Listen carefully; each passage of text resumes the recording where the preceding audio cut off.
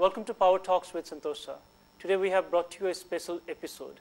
25 religious young leaders from around the world have gathered in Kathmandu to participate in an international conference on the issue of disarmament for shared security. Today we are going to talk extensively about the global threat and what could be the possible solutions for them from the perspective of young leaders from around the world. Reverend Sugeno, what has motivated you to undertake which in a way deals opposite to several powerful nations? Disarmament issues are quite serious challenges of the world, but at the same time, you can't undermine, you can't underestimate the power of religious youth leaders. There are 4.8 billion population. They're all religiously affiliated. Half of them are youth, young people. They are affected by a political reality. They are involved in violence, but at the same time, they are the source of the society. They have that socially transformative power themselves. So here we are discussing peace as a holistic notion. You can't just talk about development. You can't just talk about conflict. You can't just talk about disarmament. Peace is a holistic notion. You can't ignore one element. So here in this international summit, religious youth leaders from 25 countries across 6 continents, they are discussing what they can do as a religious youth leaders, engaging their fellow believers and activists in the cause of peace.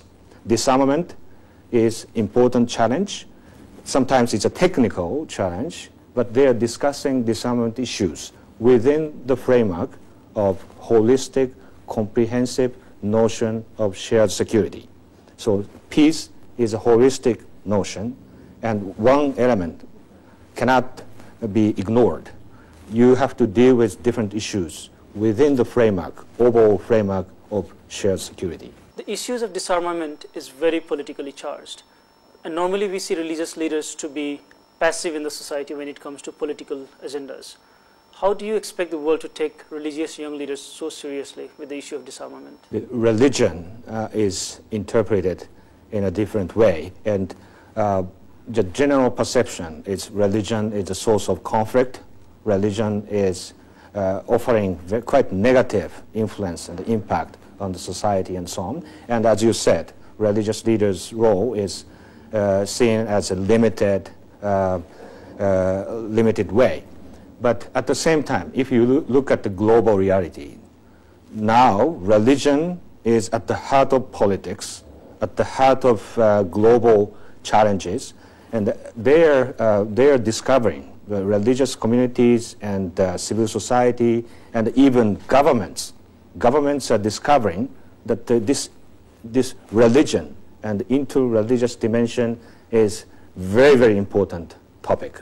And the King Abdullah of Saudi Arabia called for a United Nations Security Council meeting on interfaith dialogue and cooperation. And in different countries, in Sri Lanka, in Mindanao, and other places, religious leaders are coming together to engage in track two approach. There are governmental processes, political processes, but always civil society initiatives and dialogue reconciliation efforts should complement the political process. So we can't underestimate the power of religion and the importance of religious communities, ethnic communities coming together for a common cause. So disarmament is one of the key challenges, but the emphasis should be placed on people from different religious communities working together on specific issue. That's the challenge we are trying to address. Mrs. Manandar, you played an instrumental role in bringing the world leaders to Nepal to discuss about peace and disarmament. What encouraged you to do that? I am involved 20 years ago in this interfaith organization. Since the main objective of this organization is to bring peace and security and harmony and tolerance among all religious people. So, they are giving me this opportunity to host this conference, because this is the high time to have this conference in Nepal. We Nepalese feel very insecure, and there is always violence, crimes, pickpocketing, all sort of things happening. Even the roads have been blocked several times. We civilians are facing very big problem. This is not the way how we have to go through all sort of these inconveniences and problems. So how we can develop peace in our country? This I felt very bad. Whenever I meet the world leaders in different world conferences, I used to talk with some very important people how to bring peace in the world. Especially Nepal is very unsecured, and maybe they felt this and they were searching us to hold this type of conference here in Nepal. So I got the opportunity to hold this conference in Nepal to bring, this is mostly focused on youth people.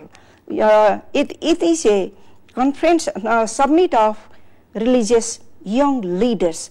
Mr. Reza, in your opinion, how has religious extremism contributed to the conflict around the world, and where do you see the solution? I personally belong to the area where there is a conflict going on in Pakistan. So I personally believe that it has not only badly affected our social fabric at local level, but it has also greatly or significantly impacted the international peace. And one of the background reason of that conflict was that it was in the past being supported by so many Western countries. They were the people who were supported by the Western countries, by the countries from the Middle East, where they promoted the jihad, and now they are the same people who are fighting against the NATO forces in Afghanistan and the Pakistan forces inside Pakistan. Pakistan clearly seems to be in a very tough situation with jihad and with internal conflict right now. Where do you find a solution?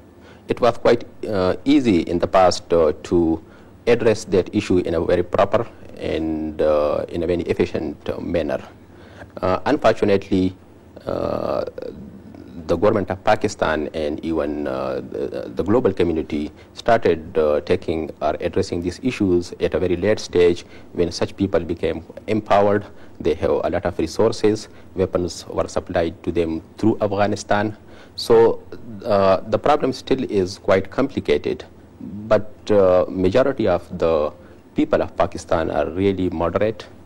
They are quite progressive, and you can see the results of the elections, that even in the recent election, the Pakistan People Party, which is a secular party, they won with majority. And if you look into the Northwest Frontier province, there is Awami National Party, which is a very secular party. So they defeated even the religious parties. So it is not the problem with the people. It is the problem with the policy of the governments, policy of the West, that how they are addressing the issue. And now, just recently, the Pakistan government has taken up a military action against the extremists in the Valley of Swat and in the Northwest Frontier province. About 2.5 million people have been migrated from that areas. So even the internal migration from that areas itself is a very clear indication of the fact that those people want peace. And if those all people were extremists, so why then they migrated from those areas? So that is quite simple, but the government and the Western countries should realize that in which efficient way they should go forward. Like, I personally believe that the use of force is not only the solution,